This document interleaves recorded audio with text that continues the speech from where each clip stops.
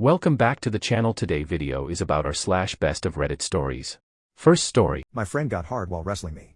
My friends are over right now, and we just do the usual stuff like playing COD Zombies and talking about girls and stuff. We wrestle occasionally playfully with him, usually winning. BC, he's just physically stronger and bigger than me. I'm on the smaller, slimmer side. But today, we were wrestling with us both shirtless cause it's hottest in Texas. While wrestling, when I was on top of him trying to pin him, I felt him get hard. It made me hard as well, and we kinda stared at each other in shock or SMTH. He's still at my house and we're both alone. It's super awkward. RN, we're both 16. Does this make us gay, or is it just our bodies being aroused? He sorta told me he likes me, I think. Y'all confusing TF out of me. He asked to experiment a bit, and I said yes to help him out to see if he was gay. We kissed, and he said he was probably gay for me since my bodies are feminine, and then he said I'm cute. We both got hard from the kiss, but I still don't think I'm gay. Maybe he is gay, but I don't think I'm gay. I might continue helping him find out if he's gay or not, but only as a friend. BC, I wanna help him find out. He told me he's gay and that he does like me. He says it's because I'm similar to a girl, and because I look gay. I don't know what he means by looks gay. I told him I don't know if I'm gay like he is, so now we're sitting in silence, but he's kinda holding me from behind, and I feel too awkward to say anything about it. I'm not gay, but my friend is, so I'ma just support him and stuff. He wants me to be his boyfriend, but I'm not gay, so I just told him to let me think about it. He is still at my house since he was originally staying the night. We've just been mostly quiet with the occasional questions or requests he asked. I'm probably not going to do anything with him because I'm not gay, and if you're going to call me gay, at least try to give a reason. Next story. What's the smartest thing you've seen in court? The smartest thing I ever saw in a court wasn't accomplished by an attorney, but by a 16-year-old girl. I bet she's a lawyer now, as it was some years ago. If not, she's surely doing something that requires similar talents and abilities, because she removed a threat and constant victimizer from our community when lawyers couldn't. It wasn't a particularly important case, but she approached it acting as her own attorney and as if she had been arrested for unaliving someone. She even brought her own self-produced Technicolor slide and video shows. She had been pulled for speeding and running a stop sign by a county deputy who was the brain of our resort community, from which the only way into the city where many of us worked or had other homes was by passing through a small town. Deputy Thug, as we called him, often lay in wait behind huge trees in the darkness, not just for lawbreakers but for people to harass at night when observers were not about. His favorite victims were minorities and teenagers and younger women of any race. He never pulled mature men, even if they were flying low, or older women, maybe for fear of husbands and sons, or maybe they reminded him of his mother. Almost all of our law enforcement officers were extremely polite and courteous, even if they hauled you off to jail. But people were afraid of this man. Everyone, even other deputies, knew that those he pulled were far more likely to be innocent than guilty and that he threatened violence and set people up, but no one had been able to prove it, with or without lawyers. Deputy Thug was not merely a liar, but a bully with no one controlling him. He was proud of his reputation for the most tickets, the most arrests, the most feared, etc. He yelled, screamed, called names, demanded people, especially boys, get out of cars so he could shove them around and try to provoke them into something he could arrest them for. He threatened, he intimidated, he accused them of serious crimes. I know it was true, because I saw it, and spoke up about it, and later I was also targeted. He was nasty and very threatening until I convinced him I knew my rights, and for reasons not worth going into here, he wouldn't be as likely to win my kind of fight as he would a violent one against a teenage boy. Miss 16-year-old approached the docket like Perry Mason pretending to be Columbo. You would have to see it and hear a lot of detail to get the brilliance of how she set him up, but just to simplify it, she asked him question after question, about what she did, where she was, why that was illegal, where he was, what he saw, what he did, when he did it, on and on. She repeated every important question, asking twice if you were absolutely sure beyond a doubt. Of course, he would answer, arrogant and condescending, tough, counterattacking, apparently not suspecting a trap being laid, since she refuted nothing he said, even seemed to be accepting his lies and a bit chagrined at times. The 200 or so of us in the courtroom felt sorry for her. Deputy Thug was verbally beating her up to the extent the judge would let him, and we were losing hope that she had anything to offer to support her case, until she finished her line of inquiry and turned on the visuals. She turned from Columbo into a 16-year-old ace prosecutor and proved with the slides and film that every single answer he had given her was a lie. She had not even been where he claimed and wrote on the ticket that the incident happened. He had not pulled her at the time he said and wrote. There was no stop sign where he said she had run one. The speed limit at the place he cited was higher than he said she was driving, on and on and on. Then, after she had disproven all his claims beyond a doubt, she proved that both the place she actually was and the place he falsely claimed to have pulled her weren't even in his jurisdiction. He had no right to pull her or ticket her, let alone threaten to arrest her, as if she had been committing grand theft auto. And during that process, she handled him as if she had 30 years experience in dismantling the defenses of hardened criminals, and he lost control and exploded at her when he realized she had shown him up as a liar and abuser of his authority.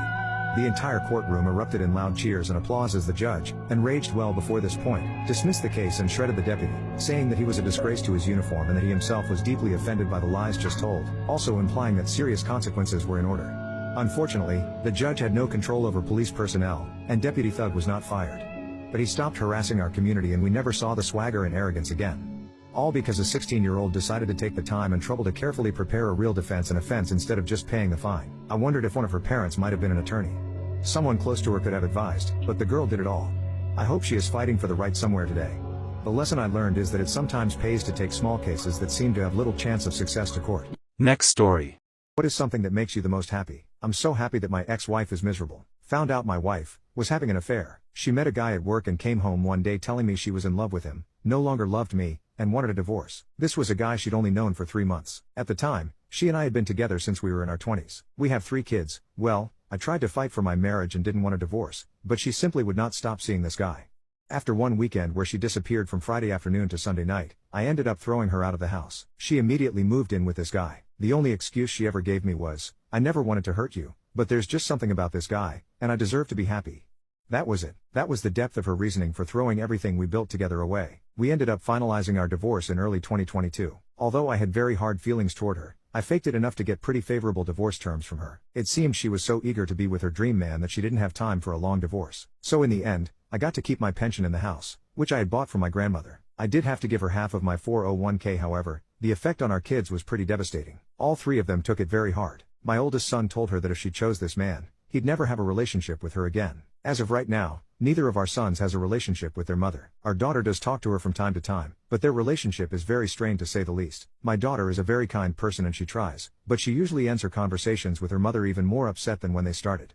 About 4 months after the divorce, my ex contacted me out of the blue. She told me she had made a terrible mistake and asked if she could come home. Her dream man turned out to be an alcoholic who she says is verbally abusive and wasted all of her money. I used this opportunity to tell her exactly what I thought of her as a person, a wife and a mother. I told her this was her life now and to deal with it. I told her she no longer had a home at this house and to never contact me again. Then a few things happened over the last year that have driven her to start trying to contact me again. First off, I met someone. My sister introduced me to a friend of hers who is also divorced, and she and I hit it off. We've been seeing each other since last summer, and while we've agreed that neither of us wants to get married again, we are together.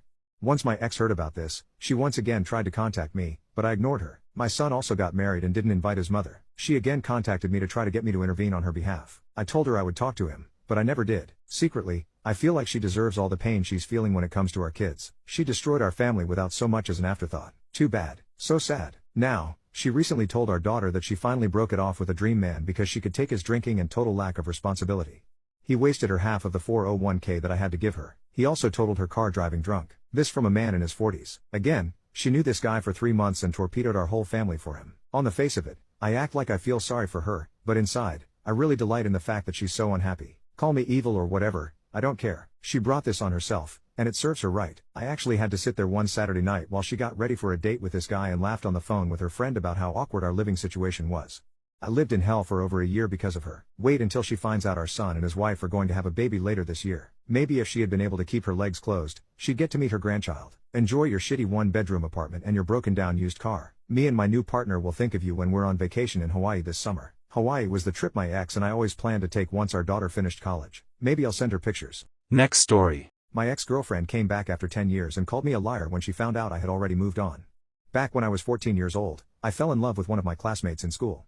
She's kinda gullible in a cute way, and laughs so hard at my jokes even at her expense. I started courting her, and she was hesitant at first given that we were very close friends, but she told me she'd give me a chance since she loves being around me. After 3 to 4 months of courting, she then said yes, and we became officially boyfriend and girlfriend. We fell in love so hard and dated until we graduated high school. After the graduation, it was summer break, she told me she needs to live with her sister in the capital city to attend college.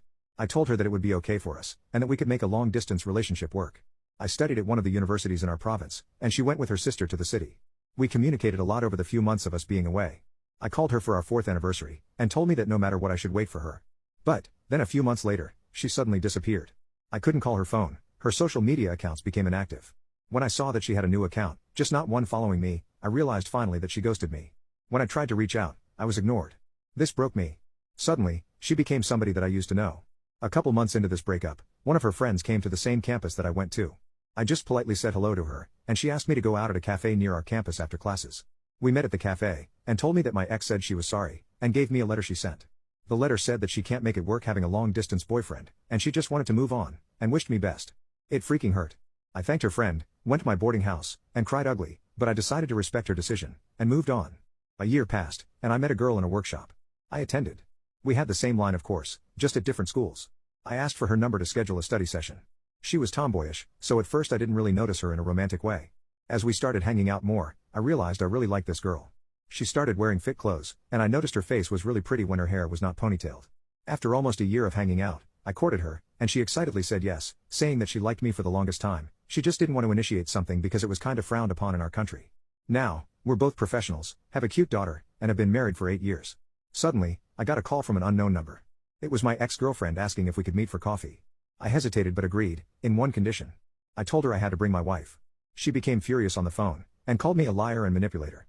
But she still insisted on meeting me without my wife, so I told her I would meet her in a public place. When we met, I started the conversation with "Hi, how have you been?" She told me she had a 4-year-old son, but got separated from her partner. She also told me that she went back to our province for me, and when she found out I was married with a family, she was shocked because I promised her that I'd wait for her. I was stunned with the audacity, as she stuttered, trying to control her crying. I stopped her, and told her while gritting my teeth, "Thank you for coming back for me. But, you can't just come back in my life after 10 years, after abandoning me, and having a son and other relationships." I told her to never contact me again. I stood up, thanked the staffs in the stall, eyes red from my emotions, and went to my wife and daughter in another restaurant. When I got home, I told my wife the story, and she hugged me. I am very thankful with everything I have right now. That ex may be my first love, but my wife is my greatest. Thanks for watching. Don't forget to like and subscribe.